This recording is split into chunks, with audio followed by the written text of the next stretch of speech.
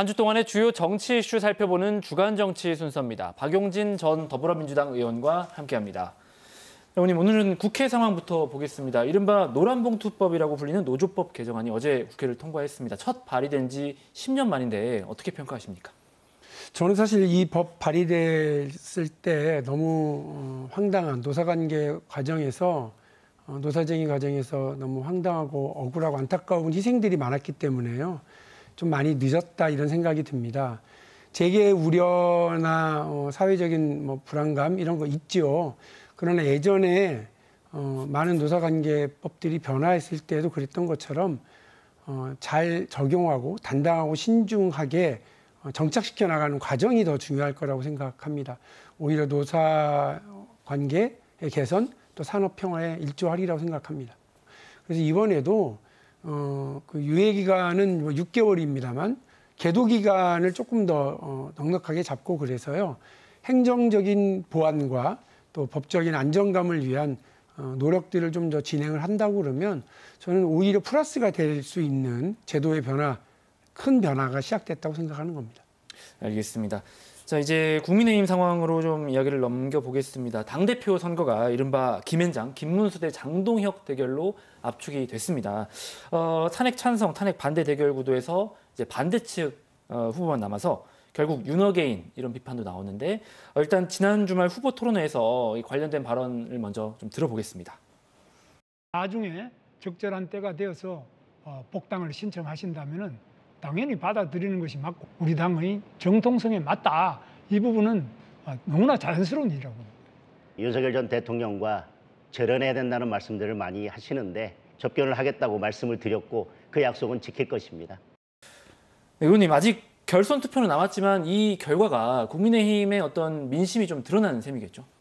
그렇죠. 일단 최고위원들 당선된 걸 보세요.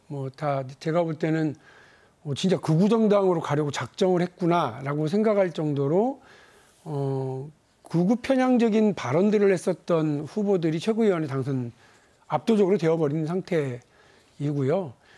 저는 지금 국민의힘이 자기들이 지금 처한 상황이 뭔지도 알고 싶지 않고 그리고 이 상황을 벗어나려면 무슨 일을 해야 되는지도 알 생각이 없고 이기고 싶은 생각도 없는 사람들인 것 같다. 그렇게 생각합니다. 이제 김문수, 장동혁 후보의 움직임은 조금은 다릅니다. 이제 김문수 후보는 좀 탄핵 찬성파를 끌어안으려는 이제 모습도 보이고 있는데 두 후보 중에는 어느 후보의 승리를 예측하십니까? 저는 지금의 극우 상승 기세 이런 걸로 봤을 때는 장동혁 후보가 더 유리하지 않을까. 뜻밖으로 극우의 성향이 오히려 장동혁 후보에게 흠뻑 쏠리지 않을까? 그런 걸 알고 있기 때문에 갑자기 한동훈 측과도 좀 친하게 지내려고 김문수 후보가 뒤늦게 저러는 거 아닐까 하는 느낌을 받습니다. 그럴 경우에 여야 관계도 뭔가 더 경색되거나 이럴 수 있지 않겠습니까? 그래도 대화를 하는 게 여당의 숙명입니다. 오늘 미국으로 날아가는 비행기 안에서의 기자간담회 내용도 전해졌습니다만 대통령께서는 반탄 야당 대표라 할지라도 손잡고 대화해야 한다. 어렵더라도 가야 할 길이라고 얘기하셨는데 그 말씀이 전 정답이라고 생각하고요. 여당도 역시 마찬가지로 이끌어가고 손 내밀어 줘야 된다고 생각합니다. 알겠습니다. 이런 가운데 조국 혁신당 대표가 지난 주말 문재인 전 대통령을 만났고 광폭 행보를 계속 이어가고 있습니다. 이를 두고 민주당에서 좀 불편한 기색이 나오고 있는데 좀 의원님께서는 어떻게 보고 계십니까?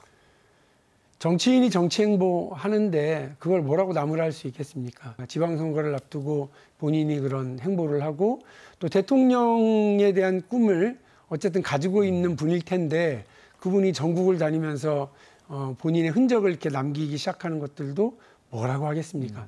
다만 지나치면 부족하면 못하는 겁니다. 과유불급, 그걸 좀 적당히 하시는 것도 필요한 지혜 아닐까 하는 생각이 들고요.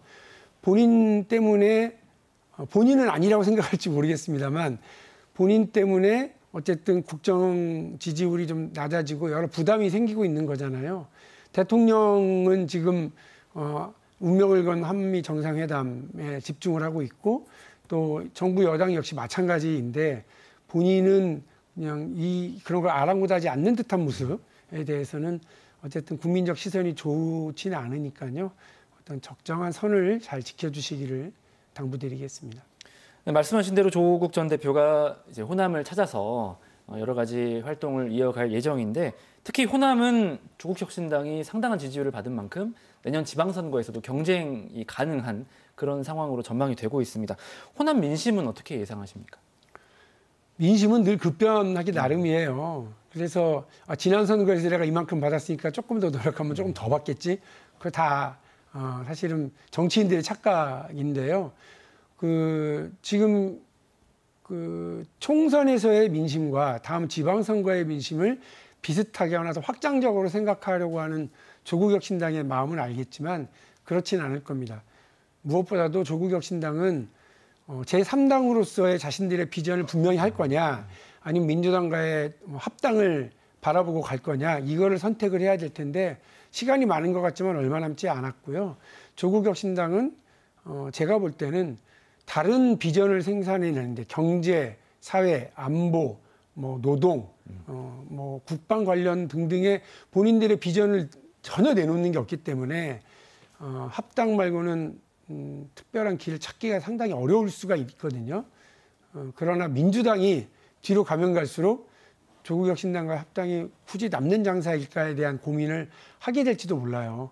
그런 면을 생각해서 자신들의 진로를 먼저 빨리 선택하시는 것이 필요하겠다 싶습니다. 알겠습니다.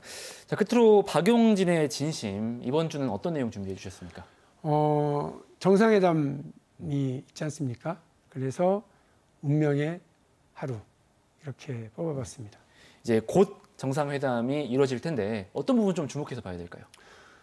이제 우리 시간으로 이제 6시간 뒤면 이제 정상회담이 시작되는데요. 지금 무슨 의제가 어떻게 올라갈지도 정확하게 몰라요. 3,500억 불 미국 직접 투자와 관련된 구체적인 프로그램과 일정, 자금 조달 방법을 제시하라라고 하는 요구가 있었다는 그 보도도 있고요. 네.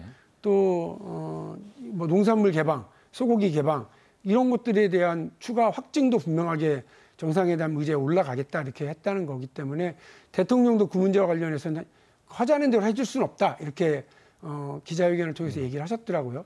이 운명적인 이 하루의 정상회담을 통해서 향후 5년, 10년 정도의 대한민국의 운명이 결정날 것 같거든요. 기도하는 심정으로 온 국민이 이를 바라보고 또 박수 보내주시고 힘 보태주시면 고맙겠습니다. 외교 안보는 물론 경제 상황까지 한미 정상회담 성과에 따라서 좌우될 수 있어서 잘 지켜봐야 되겠습니다. 네, 지금까지 주간 정치 박용진 전 더불어민주당 의원과 함께했습니다. 의원님 오늘 말씀 고맙습니다. 네, 감사합니다.